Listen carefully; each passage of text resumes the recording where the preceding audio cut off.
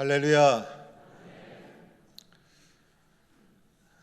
정신병원에 가서 진료를 받아야 될 사람이 있었습니다. 어느 날부턴가 자신이 개라고 생각하면서 이상한 증상을 나타내는 것이었습니다. 개 흉내를 내고 개 짖는 소리를 내고, 그래서 마침내 할 수 없이 정신병원에 가서 진료를 받게 됩니다. 의사가 그 사람을 진료하면서 언제부터 이렇게 되었습니까? 라고 물어보았습니다.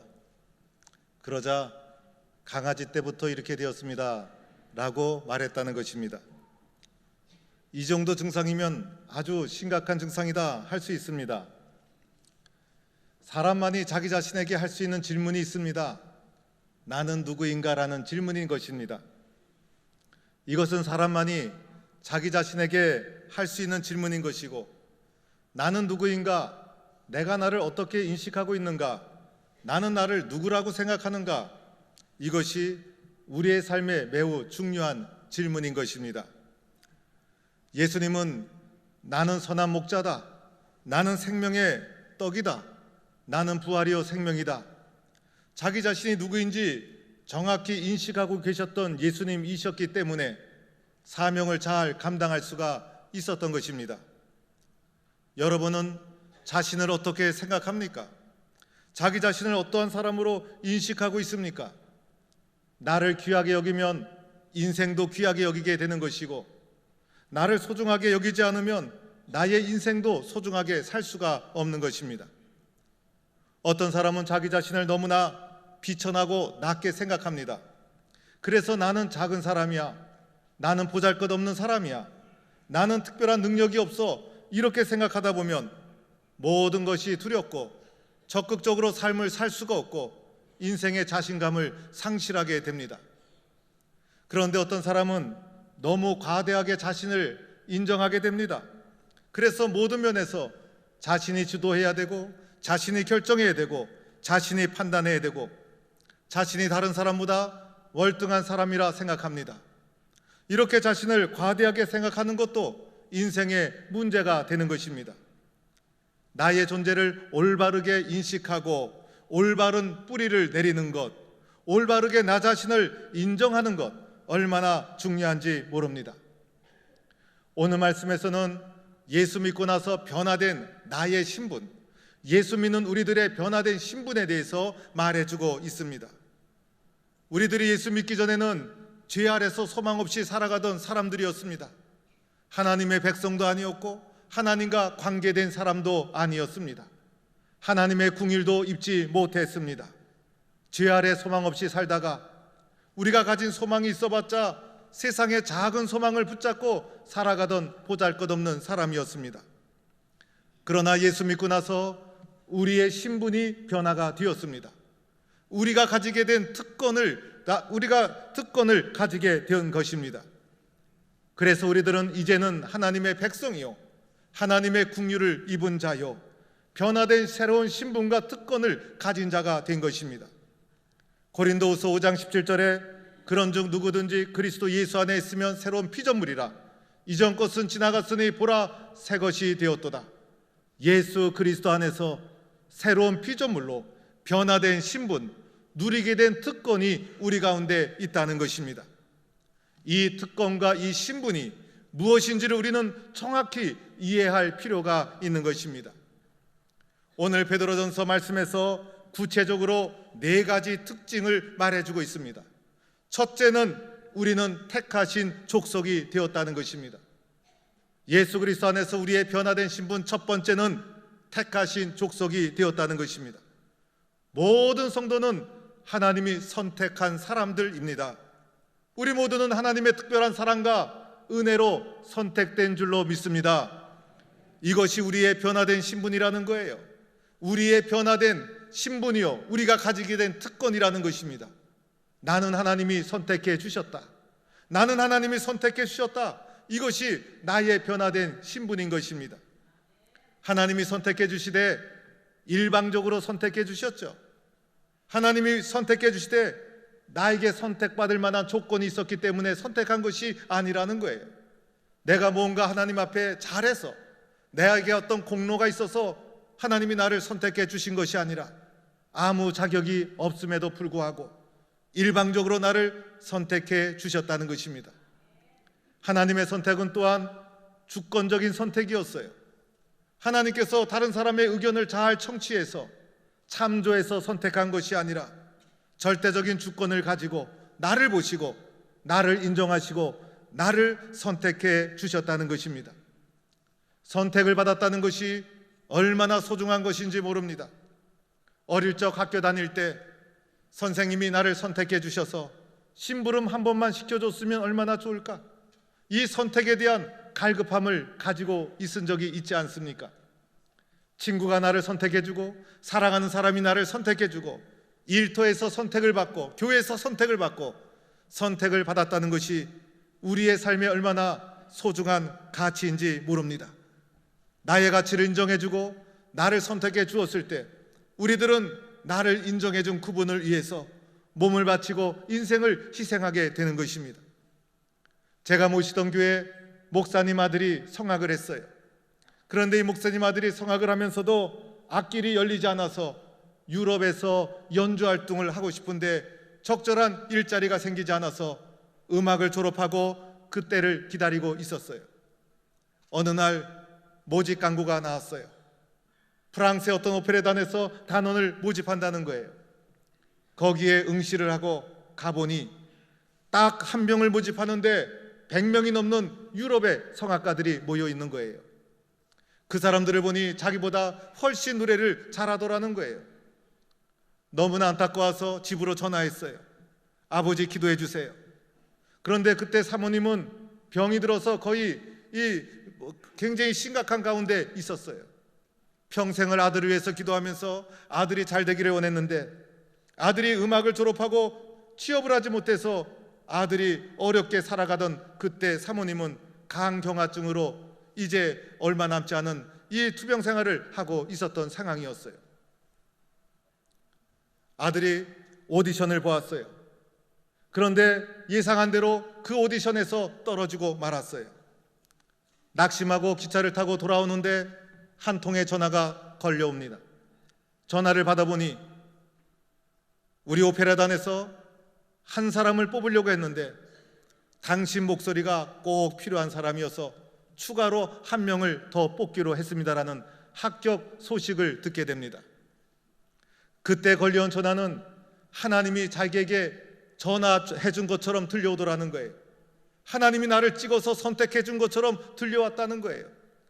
그래서 사모님께서 그 아픈 가운데서도 마지막 기쁜 소식을 듣고 간절히 기도했던 것이 아름답게 응답되는 은혜를 누리며 그렇게 기쁜 소식을 듣고 선택을 되었다는 것입니다. 하나님은요, 선택한 자를 통해서 일하시는 분이십니다. 모세를 선택해서 이스라엘 백성을 적각꿀이 흐르는 땅으로 인도해 주셨고 다윗을 선택해서 왕으로 삼아 주셨고 그리고 이스라엘 백성을 나의 택한 족속이라 말씀해 주신 것입니다. 하나님의 선택에는 변함이 없는 거예요. 하나님이 한 번 선택하시면 이 선택에는 변함이 없는 거예요. 오늘도 세상의 수많은 사람 가운데 예수님은 나를 선택해 주셔서 하나님의 사람으로 세상을 변화시키는 사람으로 나를 사용하고 있는 줄로 믿습니다. 두 번째 특징은 왕 같은 제사장이 되었다는 것입니다. 예수님 안에서 변화된 나의 신분, 왕 같은 제사장이 된 것입니다. 이것이 나에게 주어진 새로운 특권이요, 새로운 신분이 된 것입니다. 제사장이 누구입니까? 제사장만이 하나님께 나아갈 수 있는 사람입니다. 백성의 죄를 이게 속죄하는 제사를 드리고 그리고 하나님 앞에 나아갈 수 있는 특권을 가진 사람이 제사장인 것입니다. 제사장만이 인간의 속죄의 제사를 드리고 하나님 앞에 나아갈 수 있어요. 그런데 오늘 우리들을 제사장이라 부르고 있지 않습니까? 바로 내가 제사장이라는 것입니다. 내가 이제는 하나님께 직접 나아갈 수 있게 되었다는 것입니다. 그런데 제사장의 직분도 간신히 얻게 된 것이 아니라 왕 같은 제사장이다 이렇게 말씀하고 있습니다. 예수 안에 있는 우리들의 새로운 특권, 왕 같은 제사장이 되었다는 것이죠. 그래서 우리들은 당당하게 그리고 자랑스럽게 자부심을 가지고 왕과 같은 권세와 그리고 자부심을 가지고 하나님께 당당하게 나아갈 수 있는 왕 같은 제사장이 된 것이 우리의 변화된 신분인 줄로 믿습니다. 종교개혁자들이 개혁을 하면서 제일 먼저 중요했던 신학 중에 하나가 만인 제사장 설이었어요. 만인이 제사장이라는 것입니다. 당시의 캐톨릭 교회는 제사장적인 직분을 사제만이 독점하고 있었던 거예요.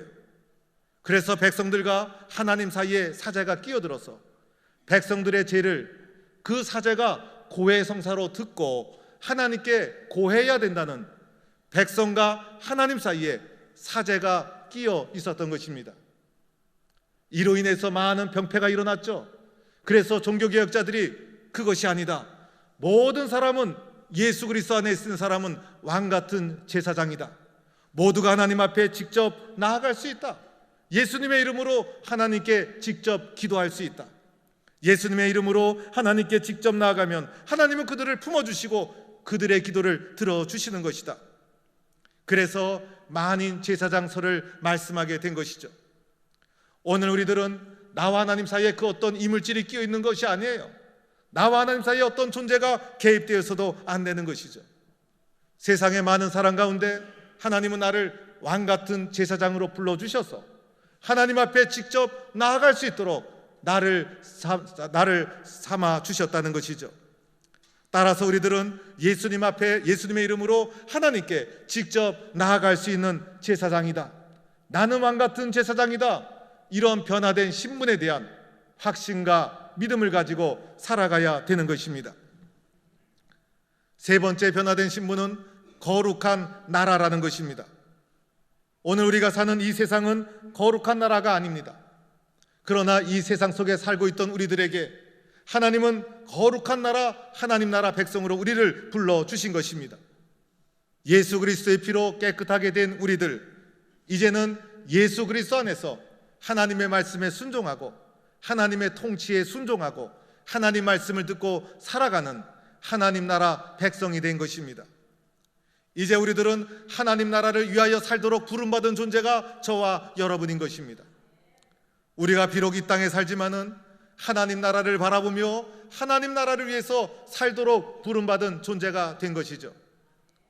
오늘 우리가 사는 이 세상은 죄악이 가득한 세속적인 세상인 것입니다. 그런데 하나님 나라는 온전한 세상이고 사랑과 의와 정의가 가득한 세상이 되는 것이죠. 이 하나님 나라를 한문으로 그대로 읽어본다면 천국이라 할 수가 있는 것이에요. 우리가 비록 육신을 입고 이 세상에 살고 있지만은 이 세상에 소망을 두고 이 세상의 것을 모든 것으로 생각하며 이 세상만을 위해서 살아가는 것이 아니라 이 세상 속에 살고 있던 우리들을 하나님은 이 세상 속에서 불러내 주셨다는 거예요. 이 세상 속에 있는 우리들을 이끌어내 주셨다는 것입니다. 그래서 우리들을 거룩한 나라 백성으로 삼아 주신 것이죠. 우리는 거룩한 나라 백성이라는 이 소속감을 더 본질적인 소속감으로 삼고 살아야 되는 것입니다. 그래서 이 세상에 살지만은 이 세상 사람이 아니라 나는 하나님 나라 거룩한 백성이다. 그래서 하나님 나라 거룩한 백성이라는 소속감을 가지고 살아야 되는 것입니다. 내가 거룩한 나라 시민으로 소속감을 가지고 살아가면 살아갈수록 이 세상은 아름답게 변화될 거예요. 나는 거룩한 나라 백성이라는 소속감을 내 마음에 더 본질적인 소속감으로 가지고 살아가면 살아갈수록 이 세상은 변화될 거예요. 그러나 거룩한 나라 백성의 소속감을 가지지 못하고 살아간다면 우리는 이 세상 나라에 속한 자가 되는 것이고 세상에 변화를 주지 못하는 무기력한 인생을 살아갈 수밖에 없을 것입니다. 오늘도 주님은 나를 거룩한 나라 백성으로 삼아주신 줄로 믿고 세상을 변화시키는 거룩한 백성으로 살아갈 수 있기를 바랍니다.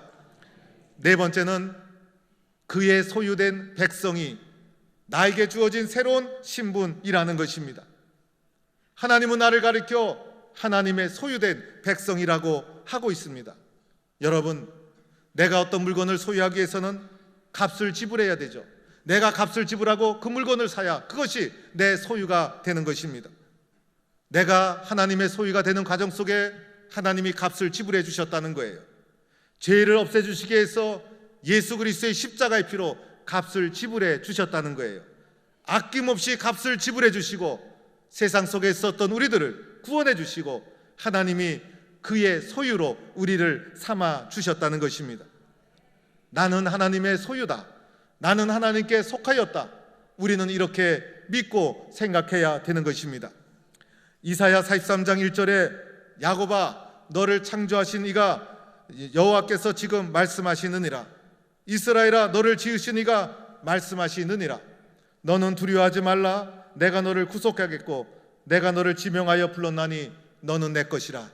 너는 내 것이라. 우리 주님은 우리를 당신의 소유로 삼아 주신 것입니다.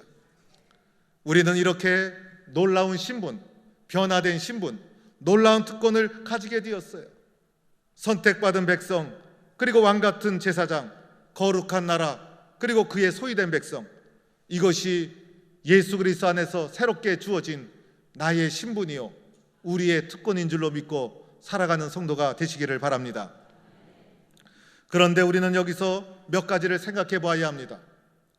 왜 이렇게 변화된 신분을 우리에게 주신 것일까? 왜 변화된 신분을 우리에게 주실 것일까? 우리를 행복하게 만들어 주려고 하신 것이에요.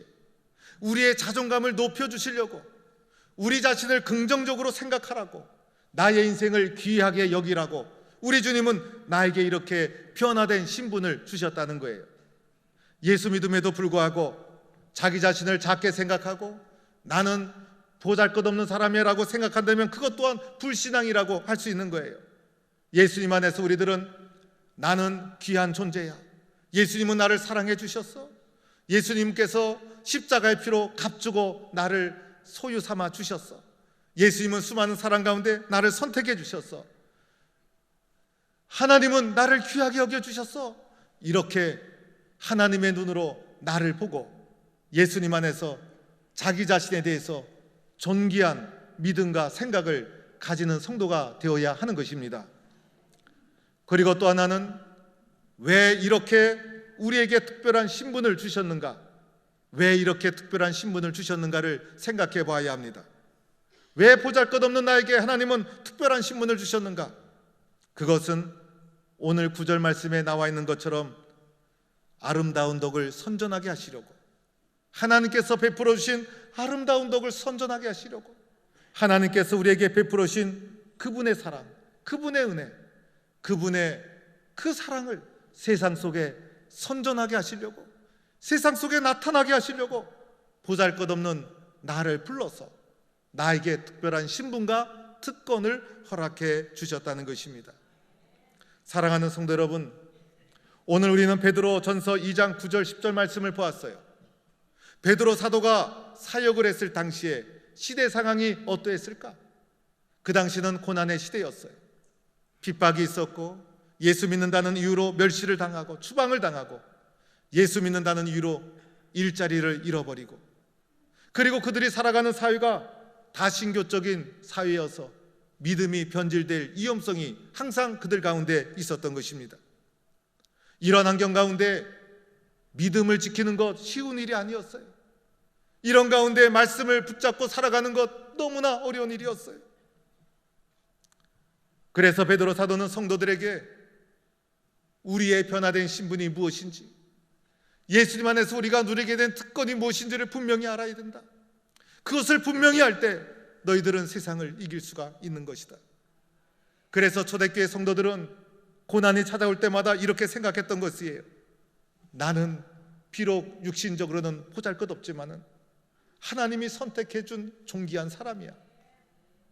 나는 이렇게 보잘것없지만은 예수 그리스도 안에서 나는 왕같은 제사장이야. 세상에서 어렵고 힘든 일이 부닥칠 때마다 나는 하나님이 불러주신 거룩한 나라 백성이야. 나는 누가 뭐라 그래도 하나님의 소유야. 나의 주인은 하나님이야. 이런 고백과 믿음을 가지고 시련과 어려움을 이겨 나갔던 것입니다. 오늘 우리도 힘들고 불완전한 시대를 살아가고 있습니다. 하루하루를 살아가는 것이 너무나 힘들 때도 있습니다. 그러나 이때일수록 예수 그리스도 안에서 주어진 이 존귀한 신분, 주님이 우리에게 주어주신 이 존귀한 특권을 우리가 마음속 깊이 받아들여서 주님, 부족한 저희들을 택해 주셨죠. 우리들은 왕 같은 제사장이죠. 거룩한 나라 백성이죠. 나는 주님의 소유죠. 이런 변화된 신분에 대한 분명한 고백과 믿음을 가지고 주님 앞에 살아가는 성도가 되기를 주의 이름으로 축원합니다.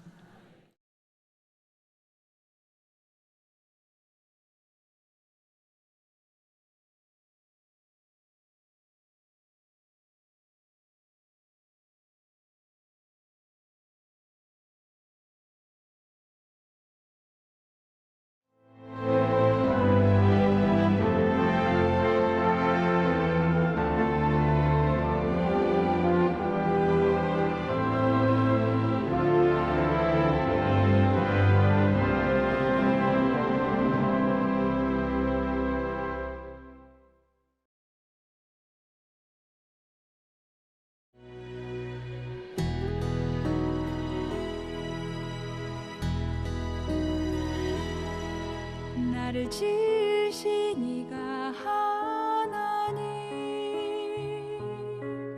나를 부르신 이가 하나님, 나를 보내신 이도 하나님, 나의 나 된 것은 다